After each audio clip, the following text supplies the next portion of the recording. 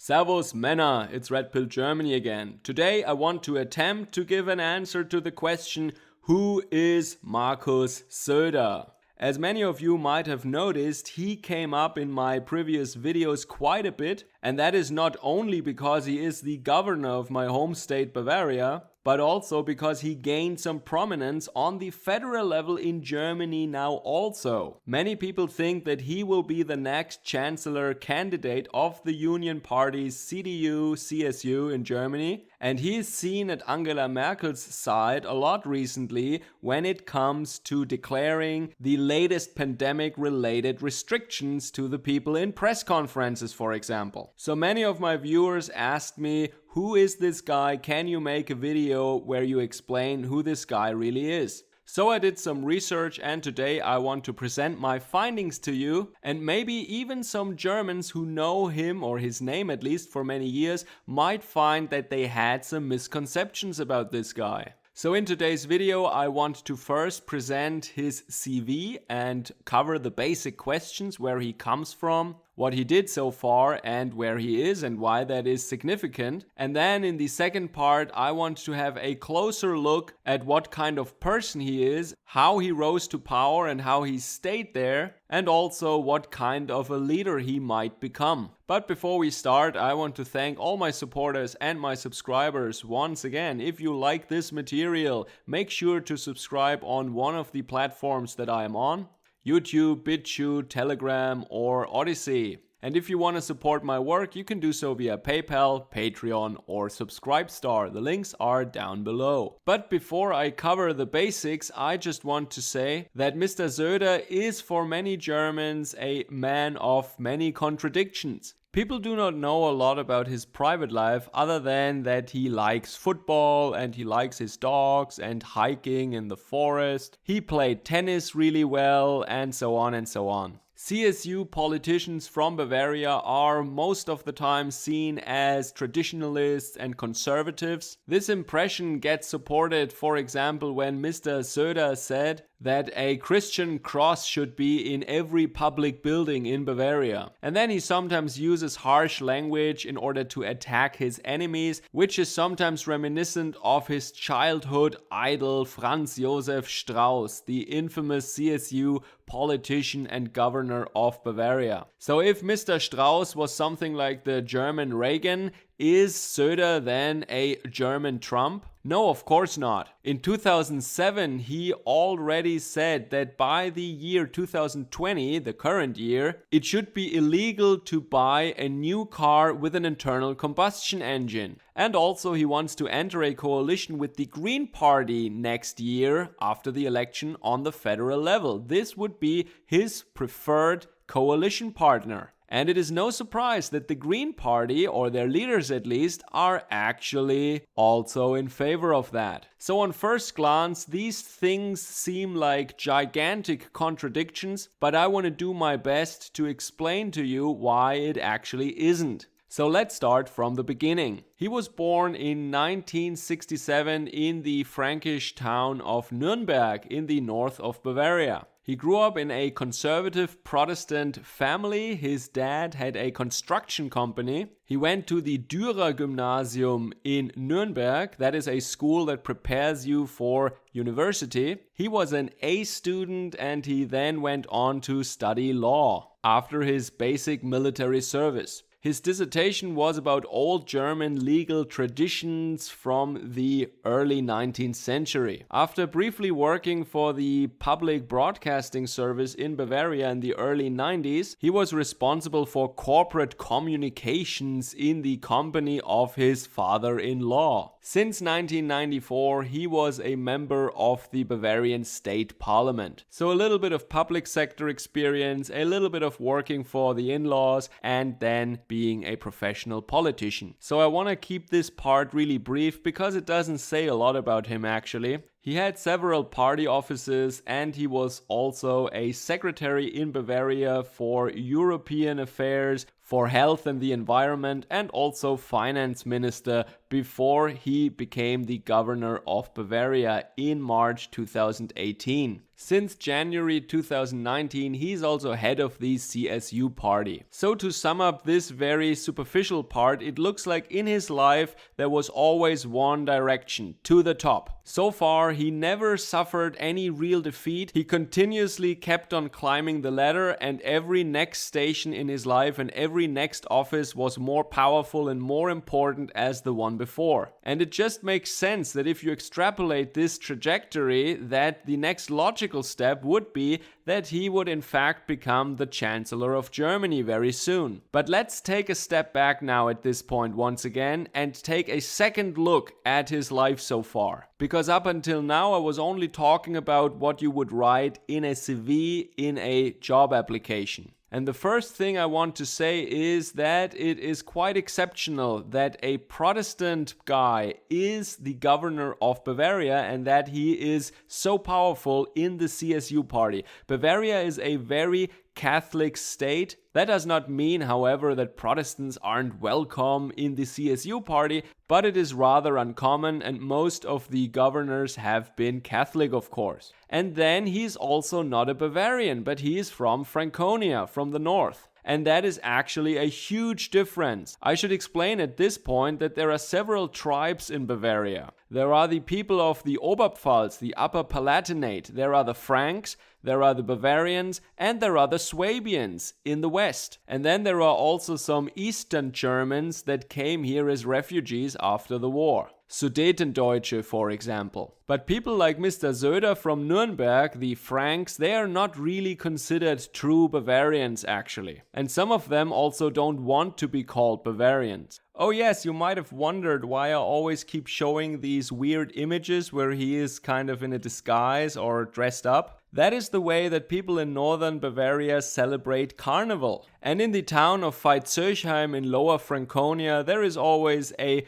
very popular carnival event where he always takes part in a very intricate costume. Very elaborate masks and always kind of funny, I think, actually. I have to say, however, that he stopped dressing up like this from the moment on that he was the governor of Bavaria. So he used these annual appearances in the German carnival for gaining media attention, of course. And to a certain degree, he is a populist. I think he learned that from his idol Franz Josef Strauss. According to Strauss, you always need to know what people are thinking, but you shouldn't tell people all the time what they want to hear only. He said, den Leuten aufs Maul schauen, aber nicht nach dem Mund reden. And I think Söder is practicing that very well. He seems to know at all times what people are thinking, but he doesn't always tell them exactly what they want to hear in every situation. You might have some short-term success with that, but in the long run, people will notice what kind of a game you are playing, and you're just telling them what they want to hear.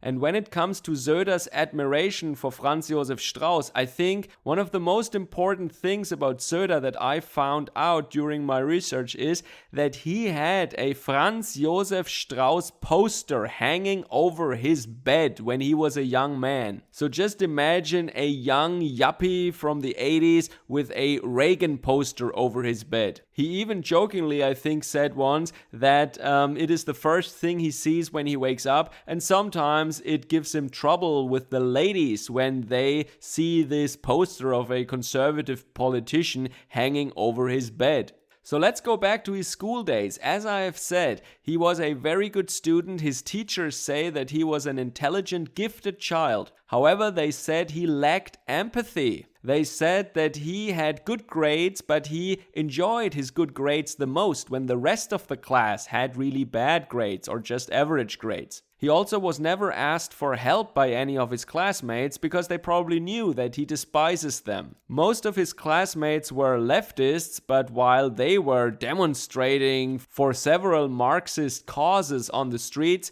he was going to the conservative youth organization of the CSU, or he was studying some more. So he was a young nerd that looked down upon his leftist classmates, and later on he became a yuppie with goo in his hair. He is also a fake conservative because he met a woman in a tanning salon of all places, and he then had an illegitimate child with her. He then went on to marry his wife that he has 3 children with, but it is said that he never really cared a lot for his illegitimate child. So when it comes to his school days, I can actually identify a little bit with him because I was also a conservative student who had rather good grades, and most of my classmates were leftists. The difference was, however, that I was not alone in this role as the conservative, hardworking A student. No, we were actually a larger group in my school. While we were, of course, a minority, most of the people there were, of course, leftists. There was always a handful of us in every course we took. And we helped each other out, we studied together, and we were a circle of friends, a community, you might say.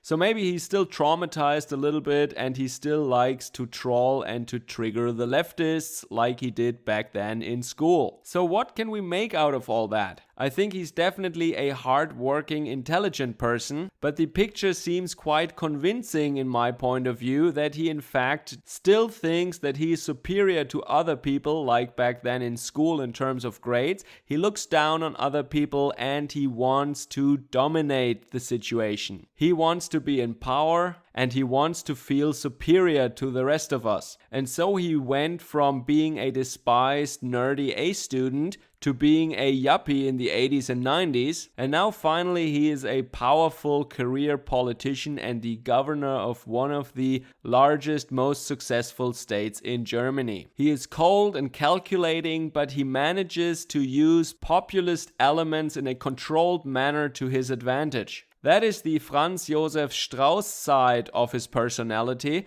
But there is also an Angela Merkel side, and that is that he knows exactly what the majority wants to hear, and also he knows exactly when to backpedal, when to flip on a certain issue. He knows, for example, that green politics and the Green Party and this whole talk about climate change are a super topic. This is something that is not just a trend in 1 or 2 years, but it is a long-term topic that people are interested in, that people find relevant. He also knows that the entire media landscape in Germany is heavily in favor of the Green Party, so it only makes sense for him to seek an alliance with the Green Party. So what was that with the Christian cross in every public building in Bavaria then? Maybe that was one of his few miscalculations, or it was actually a deliberate attempt at sacrificing some of the mainstream support that he enjoys while boosting a little bit his popularity with the proverbial little man on the street. So while his fellow Protestant Green Party colleague Katrin Göring-Eckardt felt insulted as a Christian by him saying that, nevertheless, one of the leaders of the current Green Party, Mr. Robert Habeck, was speaking in a very respectful manner about him recently. He even called him a camel. And that he meant as a compliment, he explained. He said that Mr. Söder heroically carries the burden of government in these troubled times of ours. So there is a serious bromance going on between Söder and Habeck. I think this is a gamble from both of them, because there is still Mrs. Baerbock. There are 2 leaders of the Green Party, and maybe the gamble of Mr. Habeck looks as follows. If he is very, very nice to Mr. Söder right now, and probably Mr. Söder will be the Chancellor candidate of the Union parties, then he has a larger chance of leading the Green Party in a coalition with him. Who knows? And I think this is a very clever strategy because the probability is in fact, from where we stand right now, very high that Mr. Söder will be the next Chancellor of Germany. The Green Party supports him, the media supports him. They don't really focus on the many contradictions this year, but they present him as somebody who gets the job done, who has a clear strategy for combating this pandemic. and that while others hesitate, Mr. Söder is taking action. So what kind of a leader do I think Mr. Söder will become? I think he will be exactly like Angela Merkel. Angela Merkel started, believe it or not, as a conservative who said that multiculturalism has failed and who was defending nuclear power against the Green Party. And what did they do? They abolished compulsory military service, they want to ban nuclear and now even coal power. She opened the borders and she put Germany under a lockdown. And just in the same way, Mr. Söder will flip on all his former pseudo-traditionalist or pseudo-conservative positions, and he will just do what is appropriate if he wants to stay in power. Once again, he knows how to obtain power and he knows how to stay in power. He has this sense that is necessary for a career politician in a representative democracy. And when I say that, this is not a compliment. Being successful in a highly corrupt and immoral system is not a good thing. But he is exactly one of those people that make it to the top in these rotten systems. So don't expect any changes. He will be exactly like Angela Merkel. Alright, so let me know if this confused you even more or if it helps you better understand who Mr. Söder from Bavaria actually is. Let me know what you think about it down in the comments below. Take care. Servus, Kameraden.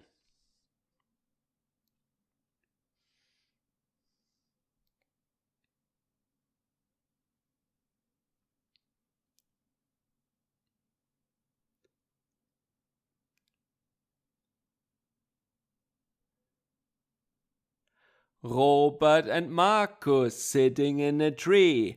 Kissing. First comes love, then comes marriage, then comes a baby in a baby carriage.